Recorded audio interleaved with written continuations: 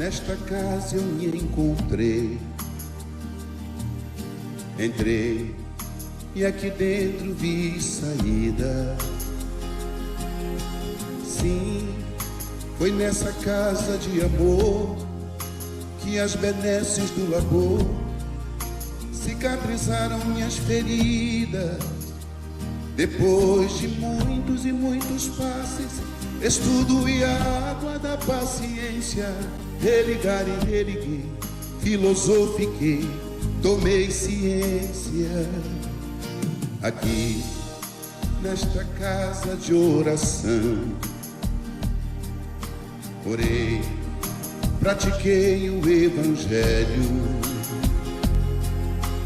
Sim, foi nesse pouso espiritual que eu conheci a vida real. Rompi de vez com um homem velho. Depois de muitas e muitas preces, palestras e água da fé, religar e religuei. A casa, quando é santa, é posto de emergência, hospital de alma, dissipando dores, transcendentes traumas, frente de serviços que a todos levanta, pronto atendimento de Deus, oh Santa Casa Santa. Eu fiz amigos do peito, pessoas com quem posso contar. Atendimento fraterno, culto do evangelho no lar. Sim, nessa oficina de Jesus, chorei cantando quanta luz, com as vibrações desse lugar. Depois de muitas e muitas quedas, me fortalecendo na fé, religar e religuei. A casa, quando é santa, é posto de emergência, hospital de alma, dissipando dores, transcendentes traumas, frente de serviços que a todos levanta, pronto atendimento de Deus, oh Santa Casa Santa. Por isso canto e dou graças a Deus, secando lágrimas nos olhos meus. Depois de muitas e muitas preces, palestras e água da fé, religar e religuei. Toda casa, quando é santa, é posto de emergência, hospital de alma, dissipando dores, transcendentes traumas, frente de serviços que a todos levanta, pronto atendimento de Deus, oh Santa Casa Santa. Posto de emergência, hospital de almas, dissipando dores, transcendentes traumas, frente de serviço que a todos levanta, pronto atendimento de Deus, Santa Casa Santa. Frente de serviços que a todos levanta, pronto atendimento de Deus, Santa Casa Santa.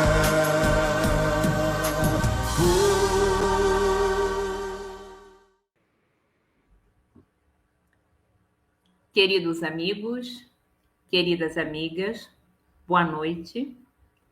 É uma alegria muito grande estarmos aqui, e essa alegria, ela nasce dessa possibilidade de compartilharmos reflexões em torno da doutrina dos espíritos. E para iniciarmos o nosso encontro, nós trazemos um trecho do capítulo 1 de O Evangelho segundo o Espiritismo, por Allan Kardec, que é o item 8, aliança da ciência e da religião, onde Kardec diz: a ciência e a religião são as duas alavancas da inteligência humana. Uma revela as leis do mundo material e a outra as do mundo moral.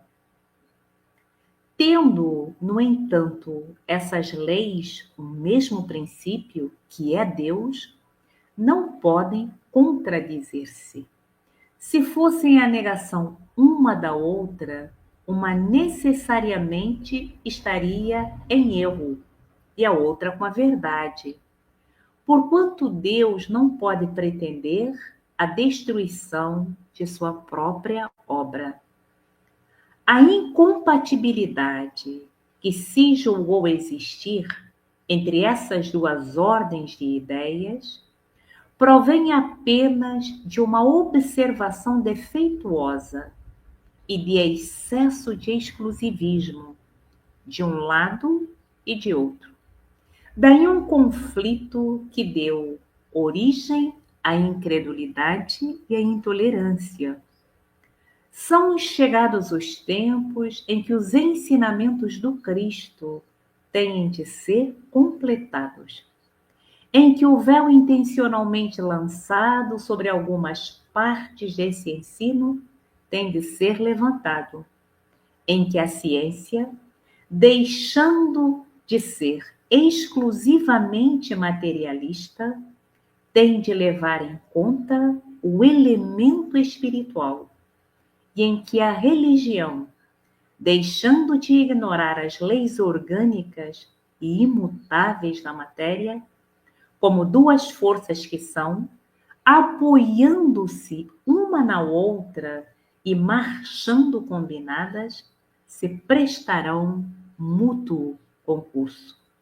Então, não mais desmentida pela ciência, a religião adquirirá inabalável poder, porque estará de acordo com a razão, já se lhe não podendo mais opor a irresistível lógica dos fatos.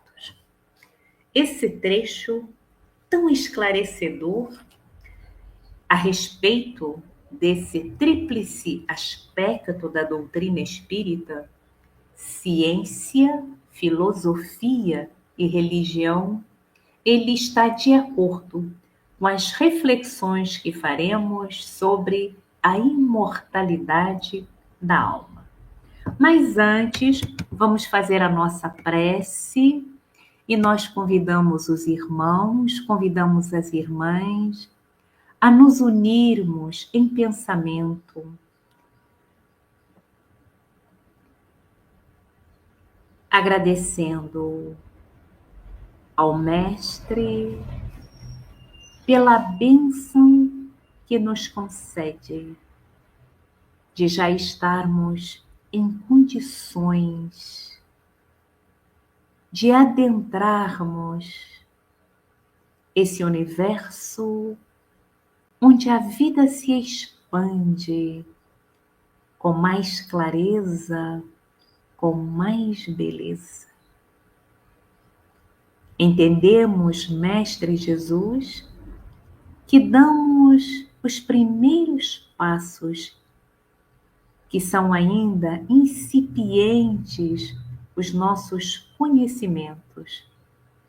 Por outro lado, sem esse princípio, não poderemos alcançar outras esferas. Por isso, Mestre Jesus auxilia-nos a perseverar, a buscar sempre. Que esta noite, Mestre Jesus, ela possa ser útil no nosso processo de aprendizados. Que a tua misericórdia abençoe cada lar aqui representado, as famílias, fortalecendo-nos a todos na busca do teu amor. E assim, Jesus, pedimos permissão para o início do estudo desta sexta-feira.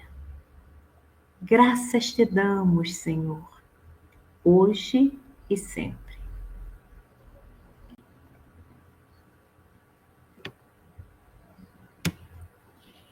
Quando Paulo, lá na Epístola aos Coríntios, ele diz: onde está, ó morte, o teu aguilhão? Ele já trazia aquilo que constitui o alicerce da mensagem de Jesus. O tempo todo, nos seus ensinamentos, nas suas parábolas, nas suas mensagens, a presença de Jesus, ela está alicerçada no reino de Deus.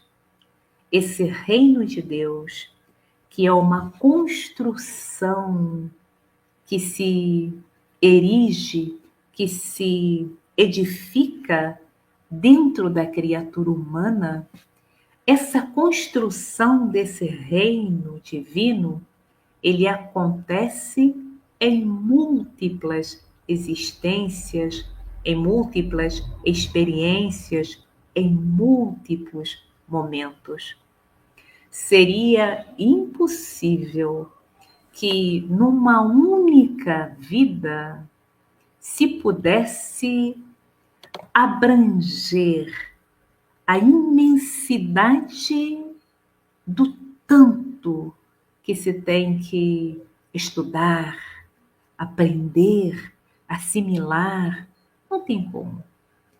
Ao lado daquela questão, quando nós propomos essa impossibilidade de se assimilar tudo numa única vida, nós temos por base a existência de alguém que tem uma vida, vamos dizer assim, com uma durabilidade mais elástica em anos, uns 70, 80. Mas e se nós pensamos naquela criança que sai da vida em tenra idade? Como entender que ela tenha passado, se nós partimos do princípio que existe uma única vida, e aquele serzinho que vive horas, que vive dias, que vive meses?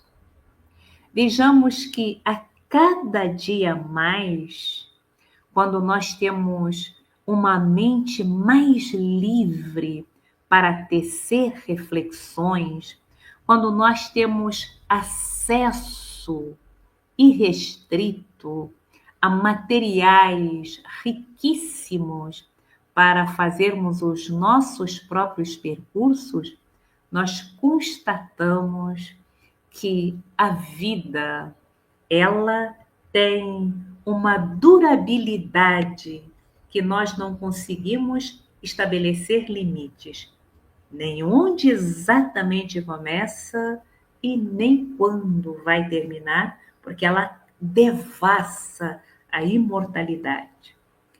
A nossa intenção é exatamente com base em obras da literatura espírita, estarmos aqui compartilhando como é que a ciência, ela caminha, né, cada vez a passos mais largos para estampar em futuro próximo para todos, não apenas para aqueles que somos da doutrina espírita, mas para todos essa verdade incontestável.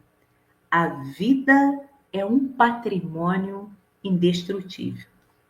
Inicialmente, nós vamos nos valer de uma belíssima obra do Dr. Bezerra de Menezes, A Loucura sob o Novo Prisma, que é um texto belíssimo, em que o Dr. Bezerra de Menezes, ele vai ter por base a existência do espírito independente da matéria para podermos compreender a questão da loucura. Mas para ele chegar a isso, ele antes vai ter um capítulo muito rico para mostrar. Ele traz boa noite, ele vai exatamente trazer a Lilian, vai trazer um capítulo intitulado Fatos autenticados pelos maiores vultos da ciência. Fatos autenticados. Então, antes de passar a teoria da loucura, Dr. Bezerra de Menezes traz todo um estudo cuidadoso para provar esses estudos que têm por objetivo provar, mostrar que a vida ela se estende para além da morte do corpo físico. E aí ele começa dizendo: já sabemos que nos cabe agora avaliar as experiências dos grandes luminares da ciência sobre a sobrevivência da alma com a consciência de sua individualidade. No início, nós lemos aqui do capítulo 1 do Evangelho, a aliança da ciência e da religião. Lembremos que tradicionalmente, religião e ciência, elas eram duas áreas pressupostamente incompatíveis. A ideia que se tinha é que a ciência ela não poderia comungar com os princípios da religião. E essa versão, conforme o texto de Kardec, era uma versão mútua. E a doutrina espírita, ao ter por base, né, um dos tripés, né, um dos pés desse tripé é a ciência. Vai exatamente nos mostrar que ciência e religião podem e devem andar de mãos dadas, trazendo consistência para a religião, permitindo-nos uma fé raciocinada.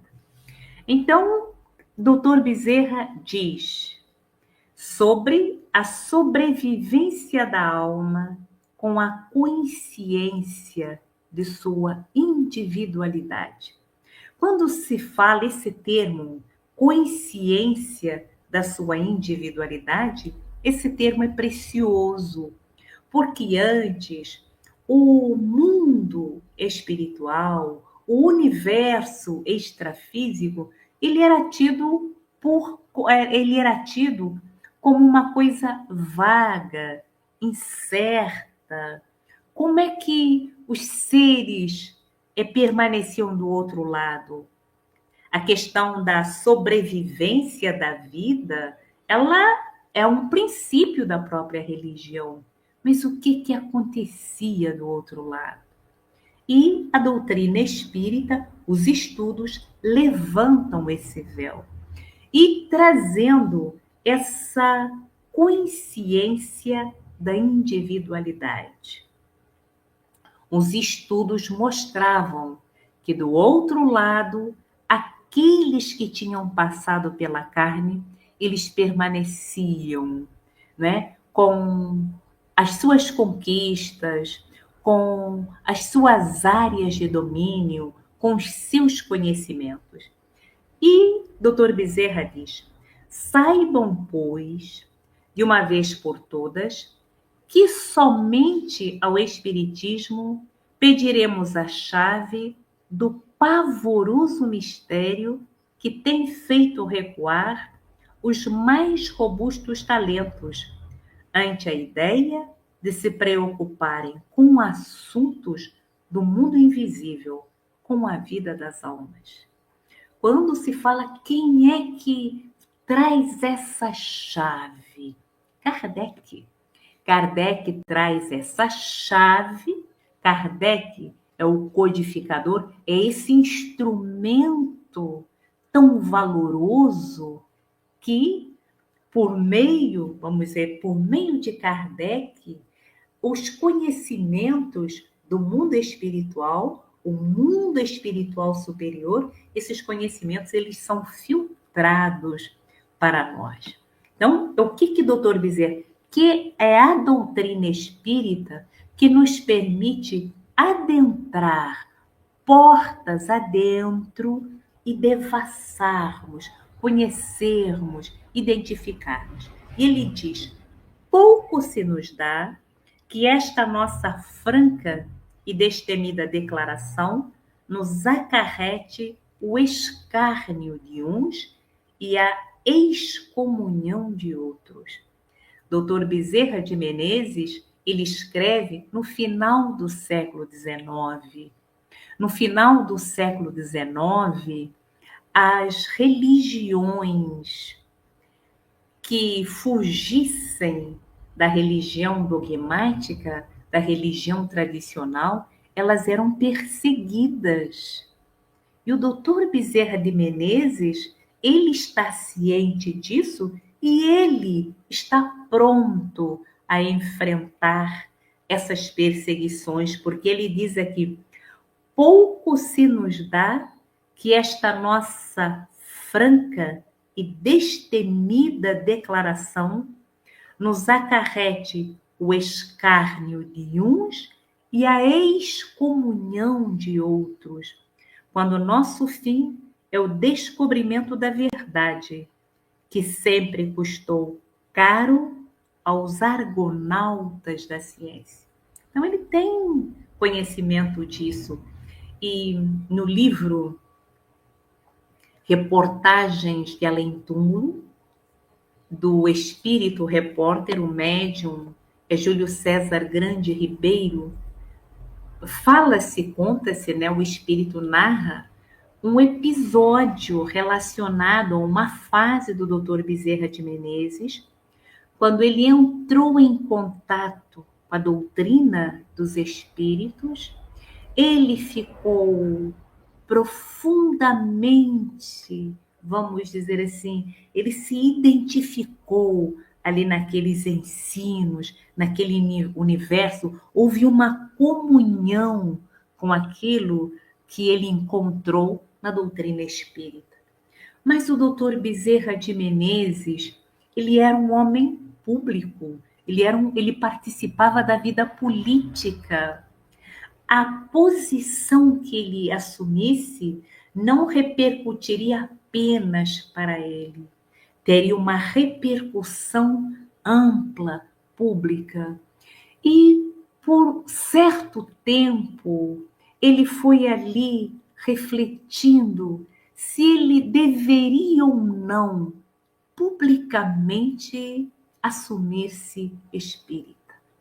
Se ele deveria trazer isso a público. E isso foi sendo, vamos dizer assim, maturado dentro do doutor Bezerra de Menezes. Até que certa feita ele vai descendo no centro do Rio de Janeiro, ele vai descendo a rua, e na rua ele encontra, vamos dizer, um pedinte. Esse pedinte estende-lhe a mão, né? Evidentemente ali aguardando a generosidade de quem passasse, e ele igualmente, o pedinte, estende a mão para o doutor Bezerra de Menezes. E o doutor Bezerra de Menezes doa-lhe, né, naquele coração, ele já é um espírito que buscava o caminho do bem, do belo, do amor. estende-lhe lá a sua doação, e quando ele vai se retirar, porque ele não deu apenas a doação material, também endereçou umas palavras de amorosidade, de fraternidade. Quando ele vai se retirar, o pedinte volta-se para ele e diz: é necessário oferecer mais do que pão material. É necessário oferecer o pão espiritual às criaturas. Isso o pedinte quem lhe disse. Ele ficou surpreso, e não é para menos, né? De onde é que se esperaria que um pedinte falasse isso?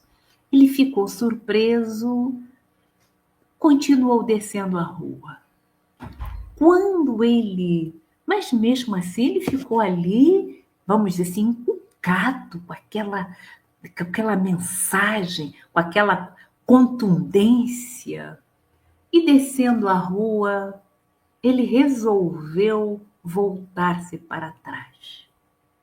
E quando ele voltou-se, não viu ninguém. E aí ele entendeu.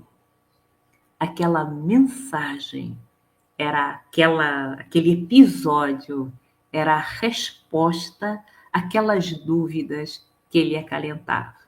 E a partir daquele dia, ele publicamente, né, ele vai reunir, ele publicamente, ele se assume adepto da doutrina dos espíritos.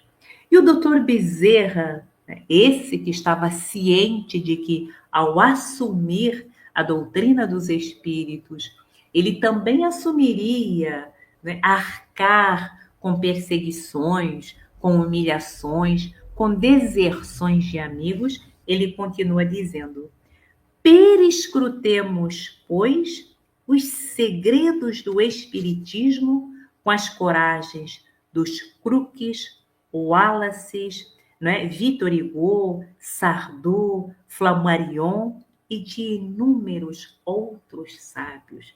Então, quando o Dr. Bezerra de Menezes, ele traz os princípios por meio dos quais se comprovou, não é, essa consciência e sua individualidade além da morte do corpo, ele vai evocar nomes respeitáveis, nomes que deixaram no universo da ciência, vamos dizer aí, bases de progresso que conseguiram se solidificar naquele universo pela sua seriedade.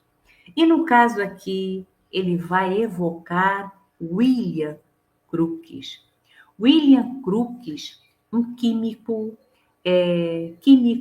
físico, ele foi responsável pela descoberta do tálio, dos raios catódicos, que foram a base para que depois se chegasse à teoria da relatividade. Era um cientista de renome. E William Crookes, vejamos o que é assim. William Crookes submeteu a exame experimental as manifestações espíritas. Ele, né, lembremos que as questões a respeito das mesas girantes, isso estava, vamos dizer assim, em todos os noticiários. Aquilo era bombástico, né? Estava na mídia, estava na moda, estava na onda. Era do conhecimento de todos. E William Crookes, e aqui nos interessa, observemos o detalhe. William Crookes submeteu a exame experimental as manifestações espíritas. E agora o detalhe, no intuito de demonstrar a falsidade delas.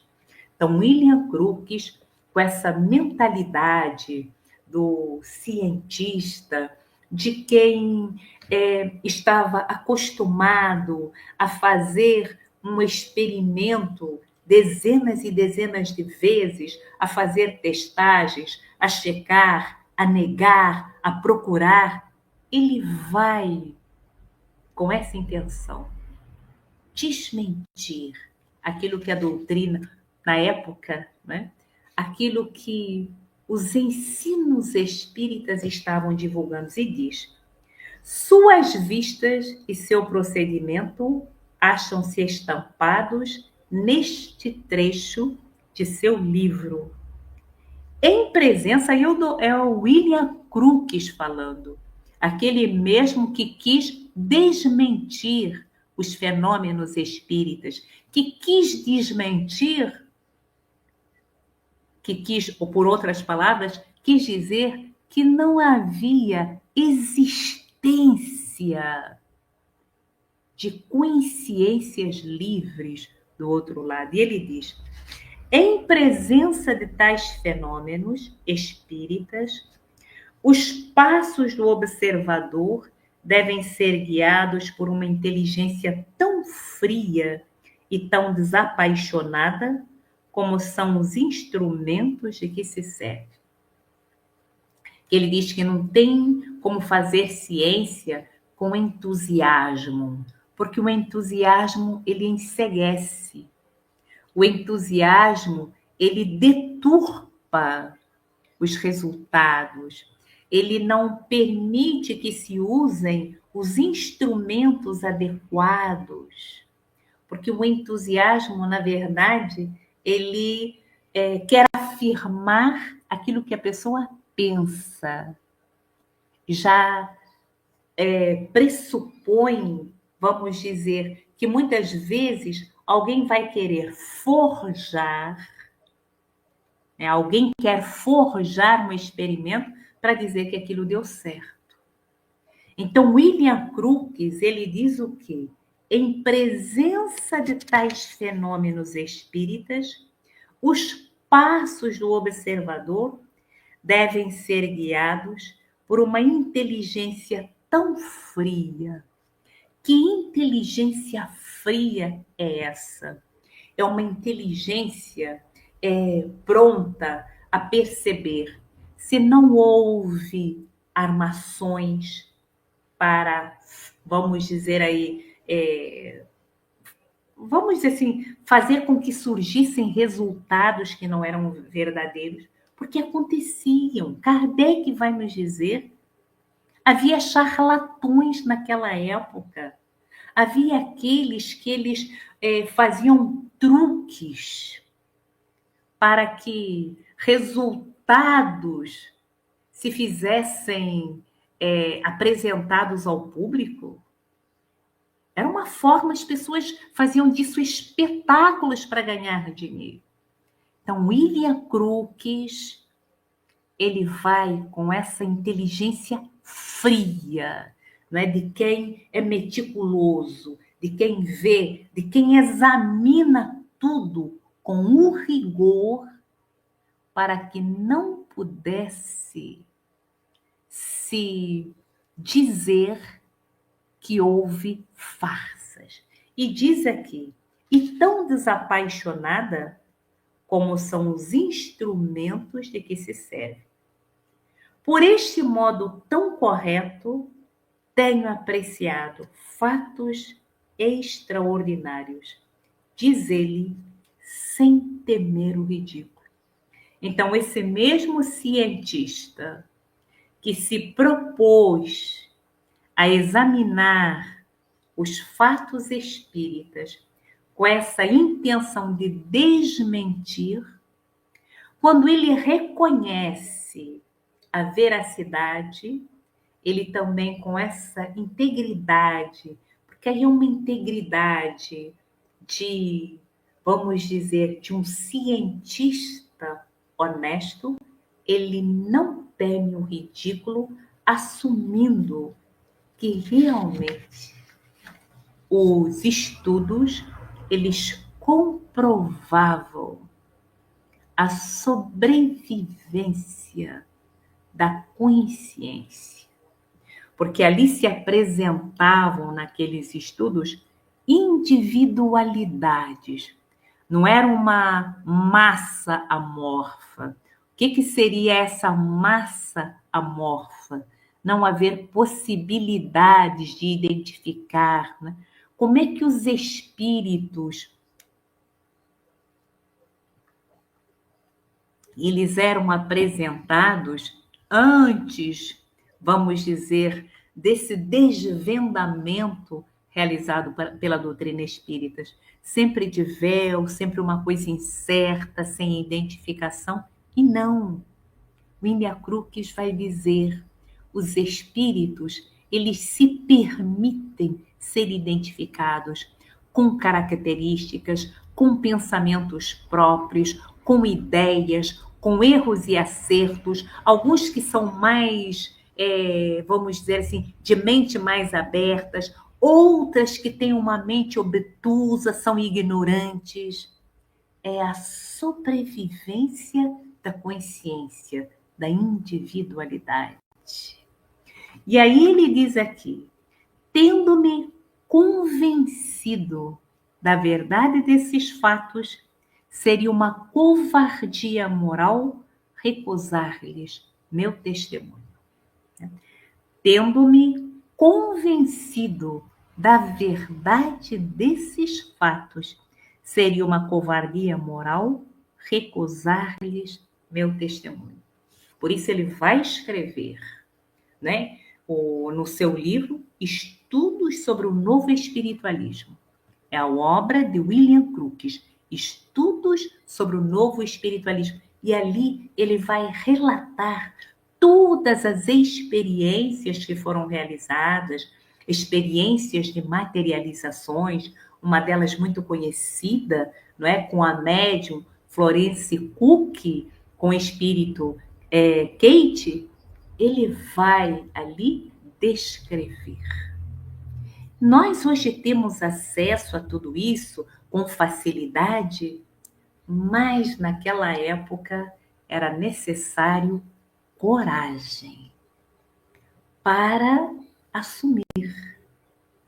E a pergunta que nós podemos nos fazer, né, vamos dizer assim, nesse intervalo das nossas reflexões, o que nós fazemos com esse conhecimento pelo qual homens deram a sua vida?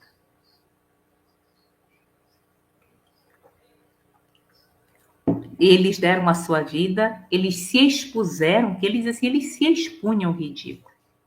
E aí ele ainda diz, uma questão importante, diz o observador, se impõe à nossa atenção, saber se esses movimentos e ruídos são dirigidos por alguma inteligência.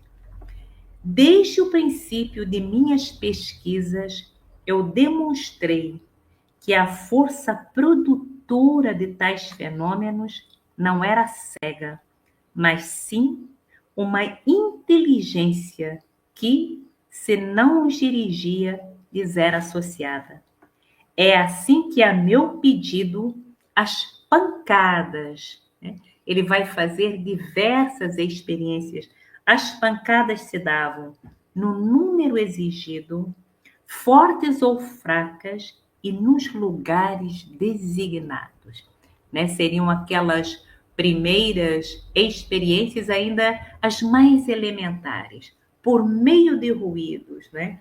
Essas pancadas, elas se davam no número exigido, fortes ou fracas, e nos lugares designados, né? Por um vocabulário de sinais previamente combinados, foram-me dadas respostas a questões por mim levantadas e me foram feitas várias comunicações. Crookes fez outras bem importantes considerações, procurando demonstrar que a desconhecida inteligência ora era inferior à do médium, ora em completa oposição a seus desejos, chegando a mandar reconsiderar as questões que lhe propunha quando não eram razoáveis. Porque não havia, né, era um ponto naquela época fundamental, não havia como confundir a inteligência do médium com a inteligência do espírito. Porque essas inteligências, muitas vezes, elas eram díspares, muito díspares. Ou a inteligência, ela era muito além da inteligência do médium, ou era uma inteligência muito aquém, ou era uma resposta que em momento algum passaria pela mente do médium. Uma das formas, nos diz Allan Kardec em O Livro dos Médiuns, uma das formas para identificar, né, para diferenciar o que o médium pensa daquilo que lhe é dirigido, daquilo que lhe é proposto por uma mente externa, é exatamente conseguir, vamos dizer assim, estabelecer aquilo que é próprio daquilo que não lhe pertence. Quando um médium ele traz pensamentos, ele expõe ideias, ele formula conceitos que em momento nenhum passariam pela sua mente, né? Quando ele tem um estranhamento, é o caminho exatamente para que ele consiga ali formular aquilo que lhe pertence daquilo que não lhe pertence. E é o que William Crookes, né, diz.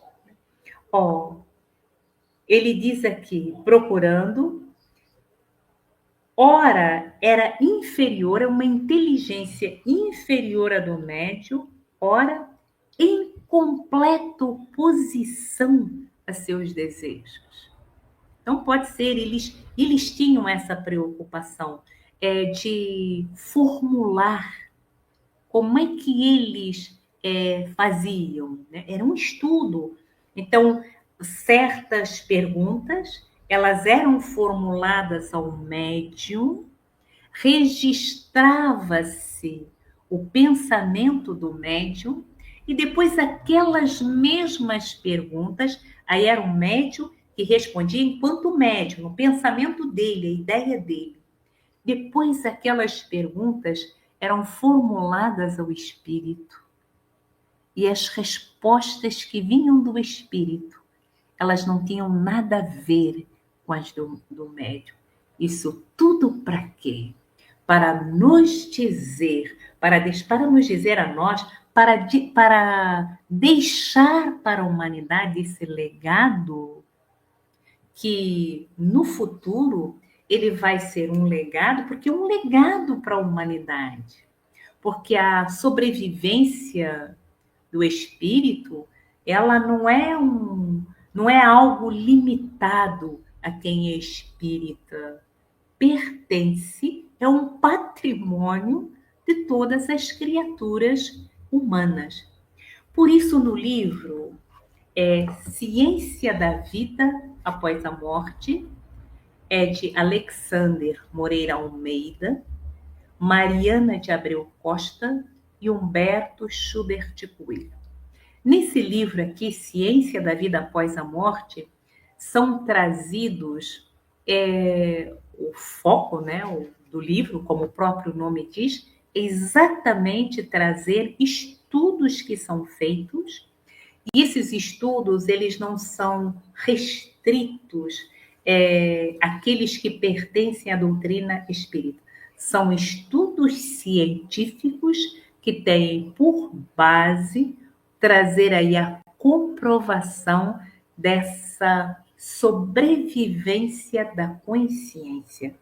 Então, nós encontramos aqui um trecho desse livro que compartilhamos que diz assim: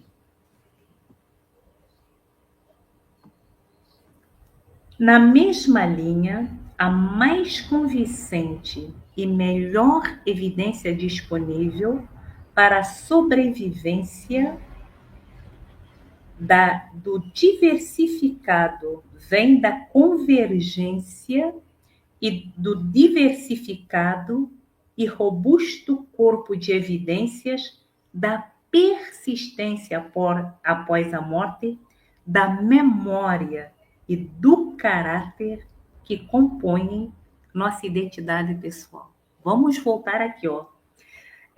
A mais convincente e melhor evidência disponível para a sobrevivência vem da convergência do diversificado e robusto corpo de evidências da persistência após a morte, da memória e do caráter que compõem nossa identidade pessoal.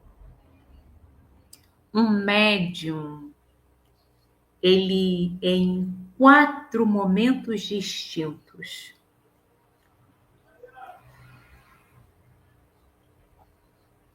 Vamos pensar em Chico Xavier. Em 4 momentos distintos, ele vai servir de instrumento para trazer do mundo invisível mensagens. Vamos pensar aqui no caso das mães de Chico Xavier. São 4 filhos no mundo espiritual. E esses 4 filhos trazem 4 mensagens para as suas mães. Essas mensagens, elas serão diferentes porque nessas mensagens se identificará o robusto corpo de evidências da persistência, da memória e do caráter.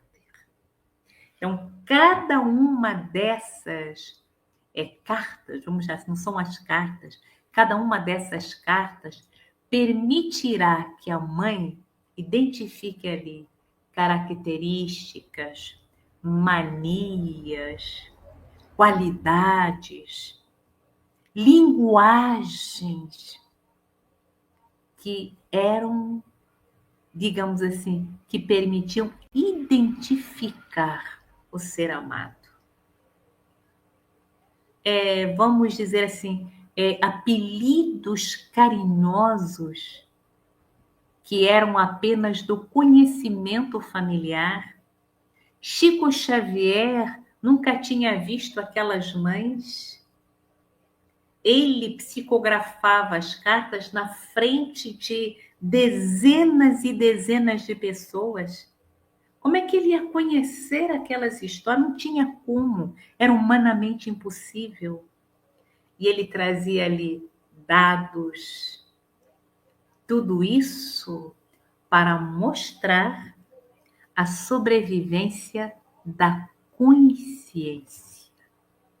As vidas permanecem, não é? Vamos dizer, nesse é um espiral. Nós vamos lá, voltamos cá. Vamos lá, voltamos cá. Vamos lá, voltamos cá. Mas a nossa consciência, ela permanece.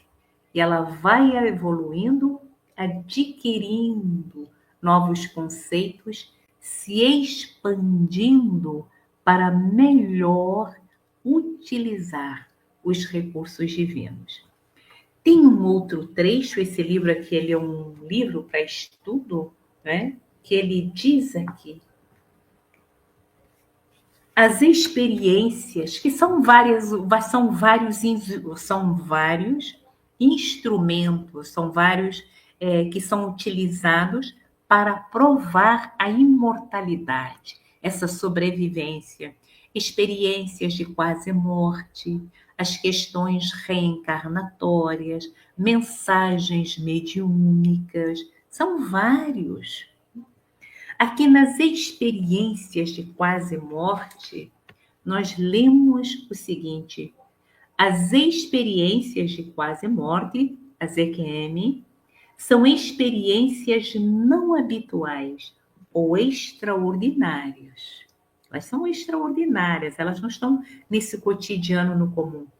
Muitas vezes transformadoras, vividas e com um aspecto transcendente, que ocorrem em condições de risco de vida real ou percebido.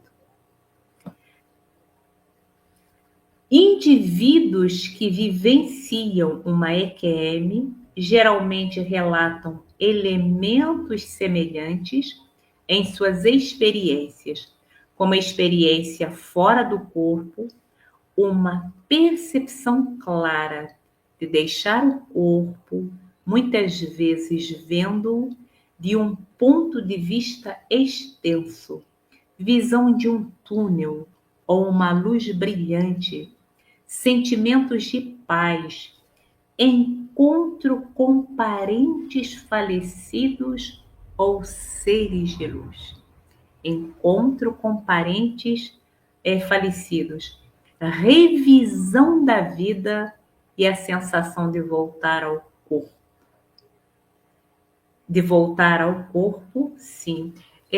Nessas experiências de EQM, e elas são experiências tão transformadoras que aqueles que a vivem, depois que eles retornam, eles, digamos assim, rearrumam a sua existência de forma radical.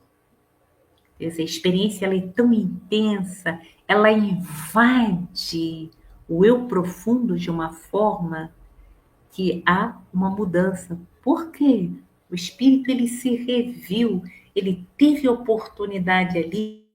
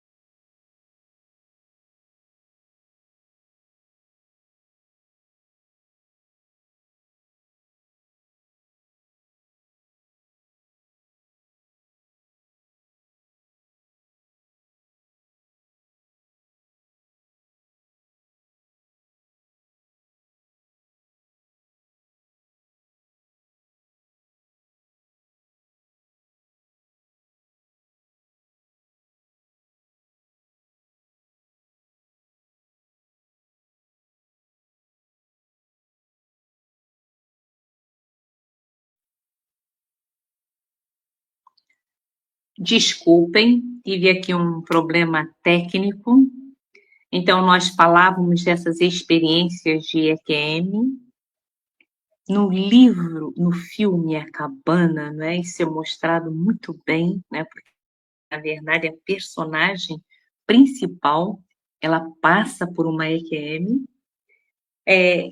Aqui ainda, no livro, né, nesse material de William Crookes, ele vai contar a experiência, né? É riquíssima essa experiência da médium Florence Cook com o espírito Kate que se apresentava, e ele diz: a 12 de março, em uma sessão em minha casa, e depois de Kate ter passado por entre nós e de nos haver dirigido a palavra por algum tempo, vimos-la retirar-se para detrás do reposteiro que nos separava de Cook, que era médium.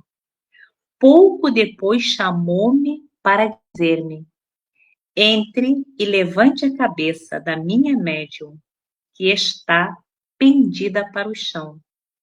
Kate estava então diante de mim, com seu constante vestido branco e o infalível turbante.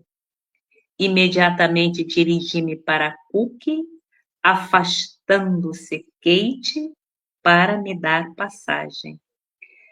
O que é depois ele dá continuidade e na intenção da experiência de William Crookes, havia necessidade de provar como as materializações elas eram realizadas num ambiente mais escuro, havia necessidade de provar que a médium ela era distinta do espírito que se materializava.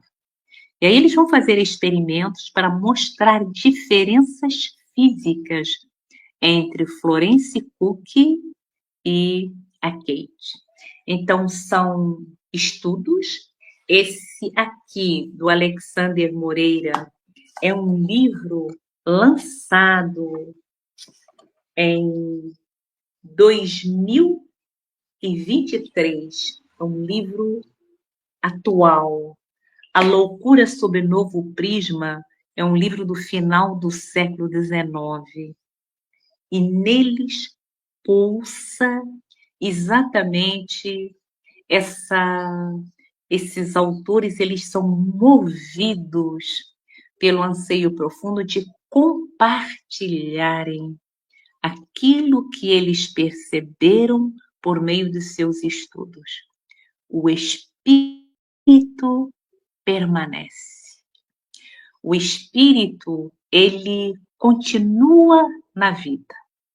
Nós temos aí, vamos dizer, a desintegração do corpo físico, mas a consciência, a individualidade, as conquistas, elas permanecem. No livro Obras Póstumas, num estudo maravilhoso de Kardec, tudo que Kardec nos deixa aqui um manancial, e tem um capítulo aqui que é sobre a vida futura. E Kardec diz que não tem como, que raríssimos são aqueles que passam pela vida sem terem essa preocupação com o amanhã, com o que lhes vai acontecer após a chamada morte, que é um fenômeno certo. Tá, nós vamos assim, atravessar esse portal. E o que tem do outro lado? O que nós vamos encontrar? E as pesquisas, elas são muito claras. Do outro lado, nós nos encontraremos com a nossa própria consciência, liberta do corpo físico, mas não liberta dos nossos valores, dos nossos conceitos, das nossas conquistas. Do outro lado, nós chegaremos sem o corpo físico, chegaremos com o nosso corpo espiritual. E diante de nós, de forma muito clara, vai se apresentar um terreno. E nesse terreno, nós encontraremos a resposta daquilo que nós tivermos feito com as sementes que recebemos da vida. O que nós fizemos com as sementes recebidas da vida? Nós malbaratamos, nós as deixamos jogadas no meio do caminho, nós fomos superficiais, nós nos deixamos sufocar pelas ilusões da vida, pelas ilusões do mundo. O que nós fizemos com essas sementes. O conhecimento sobre a imortalidade, o conhecimento de que nós permaneceremos na vida, sempre com a nossa individualidade. Não levaremos nada a não ser a nossa consciência. Esse conhecimento, ele deve ser utilizado por cada um de nós de forma bem reflexiva, de uma forma bem interiorizada, porque nós recebemos o patrimônio. Conhecimento gera responsabilidade. O que fazemos com esse belo patrimônio? Agradecemos a atenção dos irmãos, das irmãs, e convidamos então para a nossa prece de encerramento. Mestre Jesus, nós agradecemos porque no caminho em que estagiamos, nos permitiste a bênção do conhecimento da doutrina espírita. A doutrina espírita, ela pode ser apenas uma bela teoria, mas ela também pode ser o pão vivo que nos alimente os pensamentos, as palavras, que nos guiem os passos para caminharmos com mais segurança, para agirmos com mais acerto, para pensarmos com mais claridade. Mestre Jesus, que nós possamos e queiramos transformar a doutrina espírita em pão diário para as nossas vidas. Bendito sejas, Senhor, por hoje e para sempre. Abençoa cada lar, abençoa cada irmão, abençoa cada irmã que comungamos do estudo na noite de hoje e sustenta-nos para sempre na tua direção. Graças a Deus.